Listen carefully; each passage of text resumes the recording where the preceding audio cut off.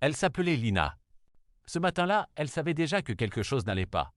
Pas parce qu'il y avait du bruit, justement l'inverse, trop de calme.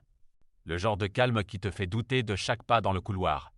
Elle rentre chez elle un peu trop tard, comme souvent ces derniers temps. Rien d'extrême, mais assez pour que les parents aient déjà eu le temps de ruminer en silence. Elle pousse la porte. Son père est dans le salon. Assis, droit, pas un mot. Juste ce regard qui dit « on sait déjà ». Elle comprend direct que la conversation va pas être une conversation. « Assieds-toi ». 2 mots, et déjà l'ambiance change. Elle s'assoit, et là, il parle. Pas en criant. C'est pire. C'est posé, froid, comme une décision déjà prise depuis longtemps. Les mots tombent un par un. Responsabilité, choix, déception.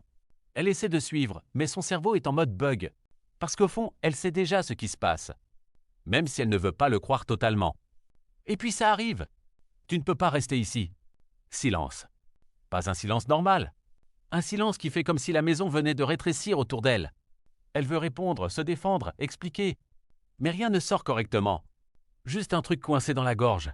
Sa mère est là aussi. Elle ne dit rien. Et ce silence-là pèse encore plus lourd que les mots. On lui laisse le temps de prendre ses affaires. Phrase bizarre. Comme si on pouvait emballer une vie dans un sac en 10 minutes. Elle monte dans sa chambre. Et là, tout paraît différent. Les murs sont les mêmes. Mais elle a l'impression d'être devenue étrangère chez elle. Elle ouvre des tiroirs sans vraiment voir ce qu'elle prend. Des vêtements.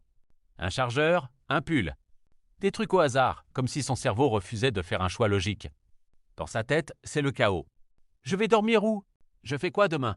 Je deviens quoi maintenant? Et surtout, comment on passe de chez moi à plus chez moi en une phrase? Quand elle redescend, le sac est léger. Trop léger pour tout ce que ça représente. La porte d'entrée est ouverte. Dehors, l'air est normal. Trop normal. Et elle sort. Sans musique. Sans scène dramatique. Juste elle, un sac sur l'épaule. Et un truc cassé qu'elle n'arrive pas encore à nommer. Elle marche. Au début, sans direction. Puis, elle appelle une amie. Une vraie amie. Celle qui ne pose pas 1000 questions. Juste, viens. Et ça suffit. Ce soir-là, elle n'a pas de solution. Pas de plan. Pas de certitude. Mais elle a un endroit où aller. Et dans ce genre d'histoire, ça change déjà tout.